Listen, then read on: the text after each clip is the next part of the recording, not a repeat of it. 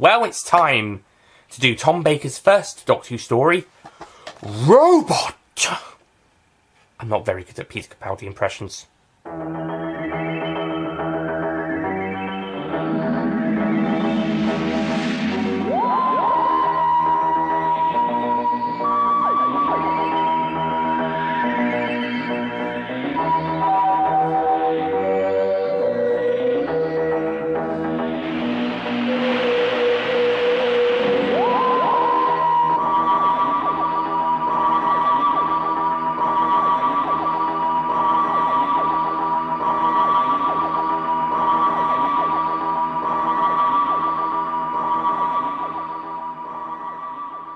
Hello ladies and gentlemen, Nick here, and welcome to my review of Doctor Who Robot, or Robot, as the 12th Doctor would put it.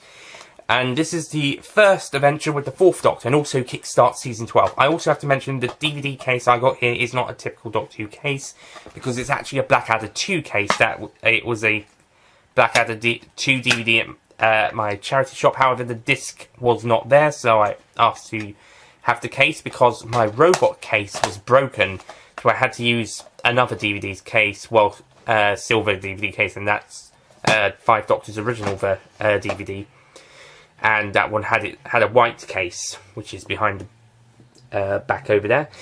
But after being allowed to have this case, I had it for Robot, and 5 Doctors original case went back to the 5 Doctors original, and the white DVD is back behind me.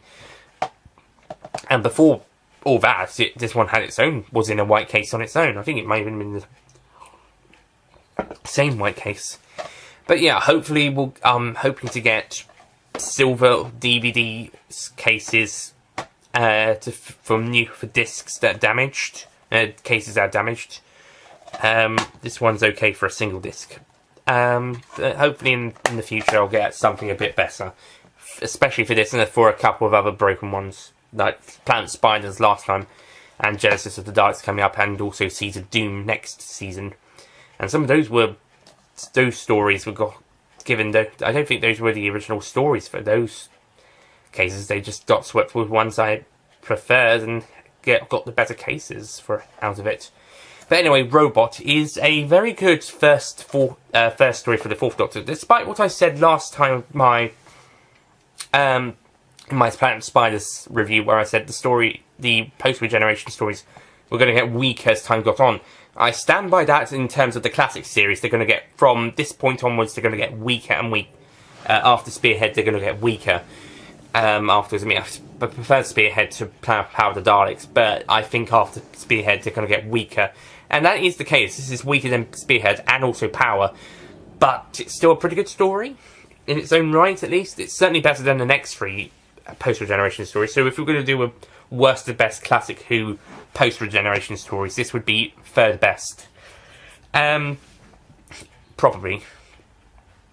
It certainly wouldn't be the worst. The story sees the Doctor and unit investigating a series of thefts, which turn out to be committed by a robot, which is being used by Think Tank, a scientific group, to build a DMAT gun or something?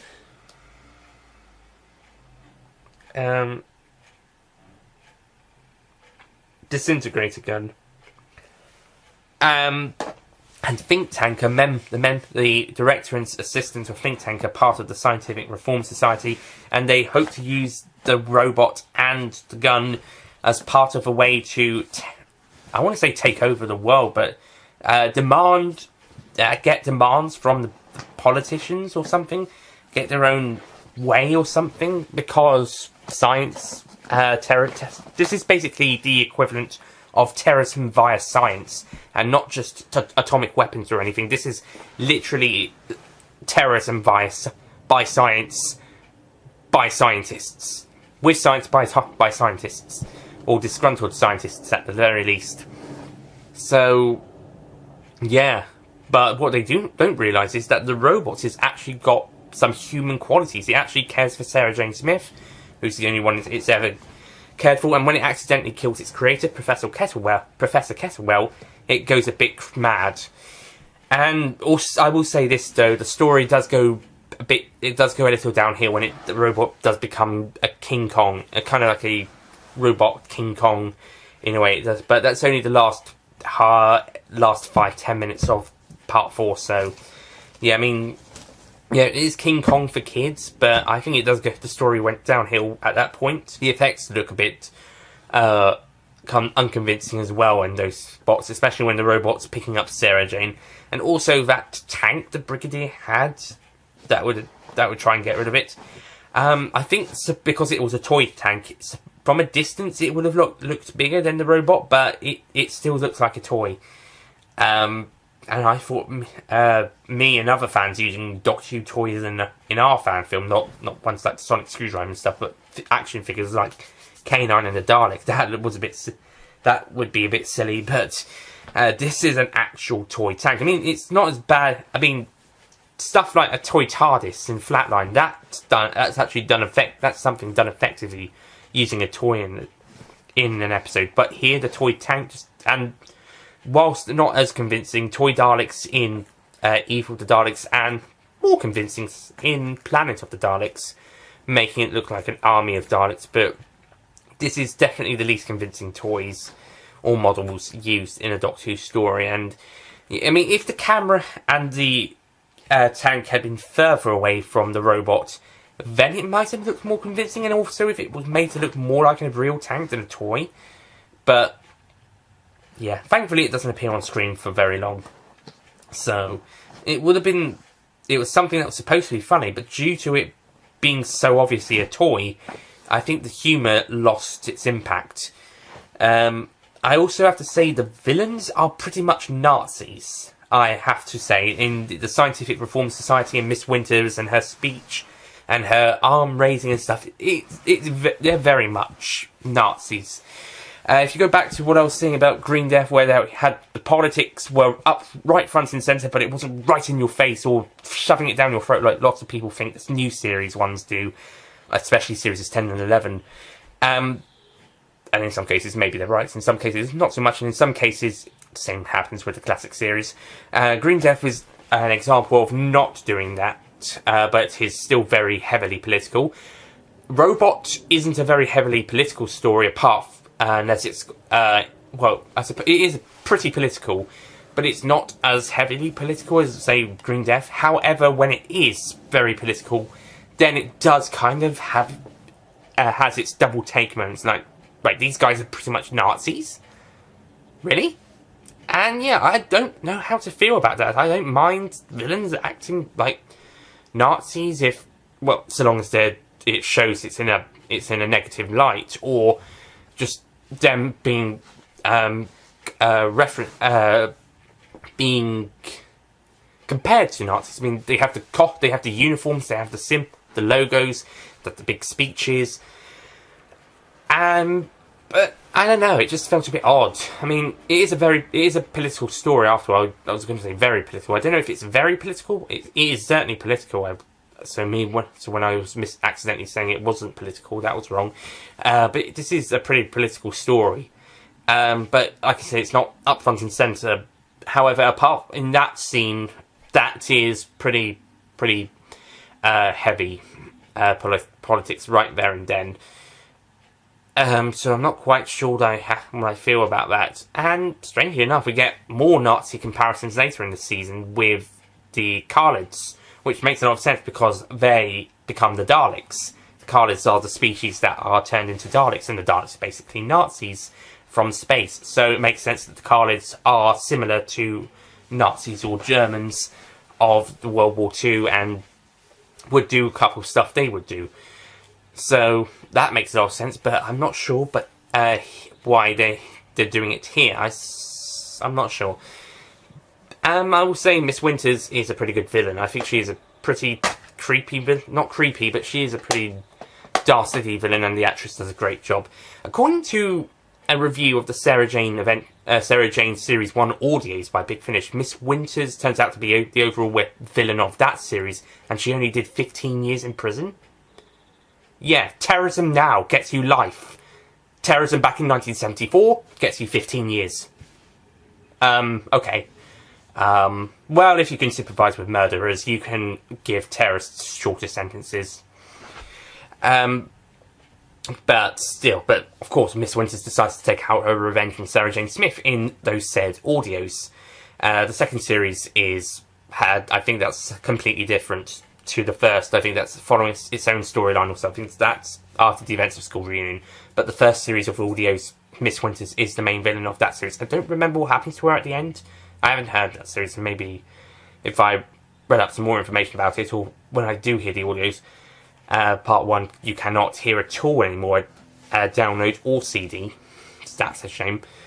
Unless you can find it on eBay. But, yeah, I don't know why Miss Winters would go after Sarah Jane in particular, not the Doctor or Eunice or someone, but, oh well, I guess she had to find someone to take her revenge out on. Sarah Jane Smith seemed like a good option. Good, safe option. I don't know, if I had those audios, I'll probably give you some information on it. But, you know what, yeah. As for our new Doctor, Tom Baker does a great performance. Again, more so than Pertwee and more so than Troughton. Right off the bat, he is the Doctor. He is brilliant.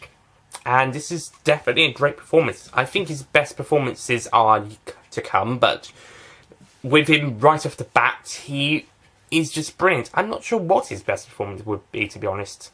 I mean, because it's very consistent until later on in his tenure, but he's still really great in this first story.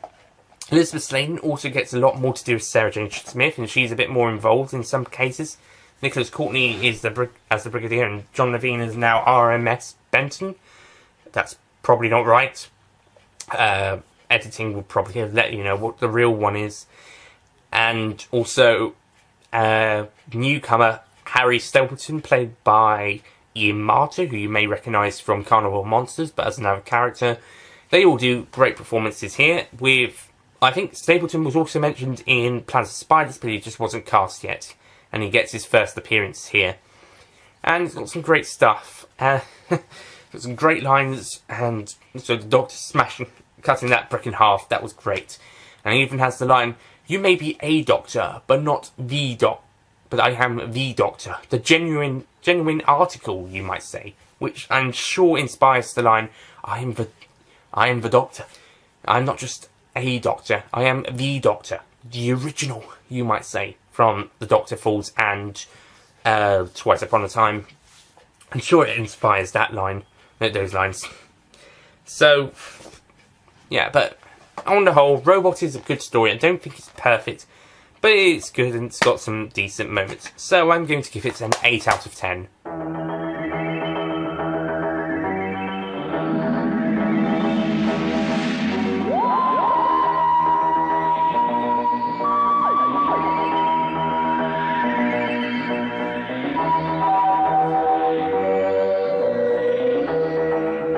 Not perfect, but I still find it's got some good, fun, entertaining moments, even if some of the story isn't that great and it's not perfectly executed. It has some good moments though, and it's worth checking out, and you know what, you might enjoy it. It's possibly the most fun of the post-regeneration stories, or at least the ones that are not you know what, yeah, I would say it's probably the most fun of the post-regeneration stories of the classic series. So that's it from me. Thank you for watching. Next time we'll be looking at one of my favourite stories of all time, The Ark in Space. I'll see you guys next time. Goodbye.